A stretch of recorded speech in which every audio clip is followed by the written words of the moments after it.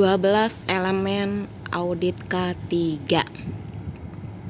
Audit yaitu pemeriksaan secara sistematis dan independen untuk menentukan suatu kegiatan dan hasil-hasil yang berkaitan sesuai dengan prosedur yang direncanakan dan dilaksanakan secara efektif dan cocok untuk mencapai kebijakan dan tujuan perusahaan. Sistem manajemen K3 mempunyai 12 elemen yang patut diketahui dalam proses audit sistem manajemen K3 agar sistem yang sudah ada dapat berjalan dan berkelanjutan. 12 elemen audit sistem manajemen K3 yaitu 1. Pembangunan dan terjaminnya pelaksanaan komitmen.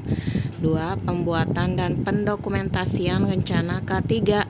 3. Pengendalian, perencanaan, dan peninjauan kontrak. 4. Pengendalian dokumen. 5. Pembelian dan pengendalian produk.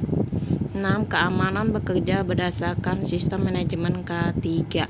7. Standar pemantauan. 8. Pelaporan dan perbaikan kekurangan.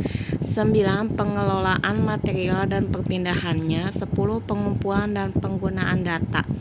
11. Pemeriksaan sistem manajemen K3 dan 12. Pengembangan keterampilan dan kemampuan. Sistem manajemen K3 Peraturan Pemerintahan Nomor 50/2012, Peraturan Pemerintahan tahun 2012 mengenai penerapan sistem manajemen K3, Peraturan Pemerintahan tahun 2012 telah ditetapkan pada 12 April 2012 di Jakarta.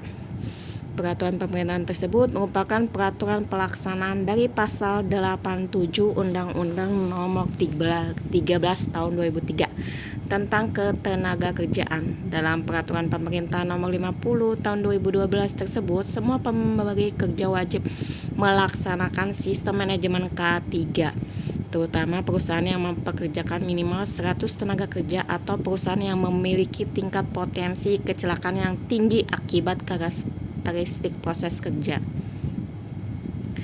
Sistem manajemen K3 merupakan bagian dari sistem manajemen perusahaan secara keseluruhan, khususnya untuk mengendalikan segala resiko saat proses produksi atau operasional di tempat kerja.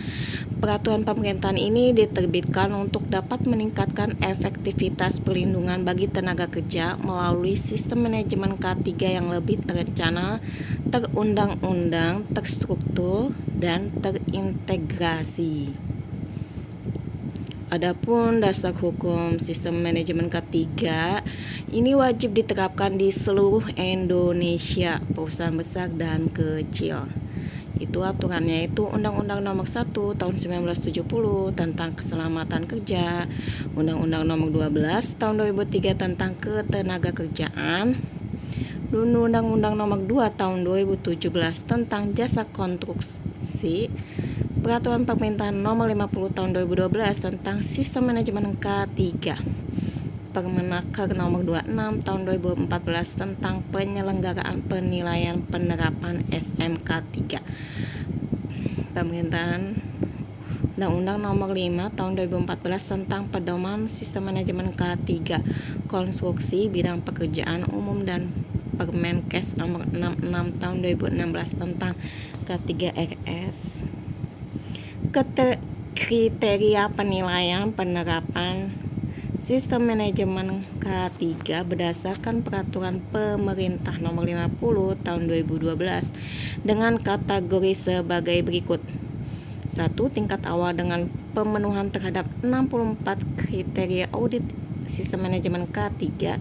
2. Tingkat transisi dengan pemenuhan terhadap 122 kriteria audit SMK3.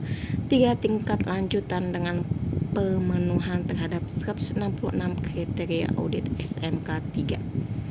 Nah, tingkat pencapaiannya penerapan kurang itu 0 sampai 59% dan penerapan baik 60 sampai 84% dan nilai memuaskan dengan pencapaian 85 sampai 100%.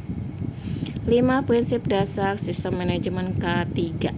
1. Dasar penetapan kebijakan pembangunan pemeliharaan dokumen. 2. Dasar perencanaan K3, pembuatan dan pendokumentasian rencana K3. 3. Pelaksanaan K3, pengendalian perencanaan, pengendalian kontrak, pengendalian dokumen, pembelian dan pengendalian produk, keamanan bekerja berdasarkan sistem manajemen K3, pengelolaan materi dan perpindahannya. 4. Pemantauan dan evaluasi kinerja K3, standar pemantauan, pengumpulan dan penggunaan data, serta pemeriksaan SMK3. 5. Peninjauan dan peningkatan kinerja SM, sistem manajemen K3, pelaporan dan perbaikan kekurangan. Oke, terima kasih.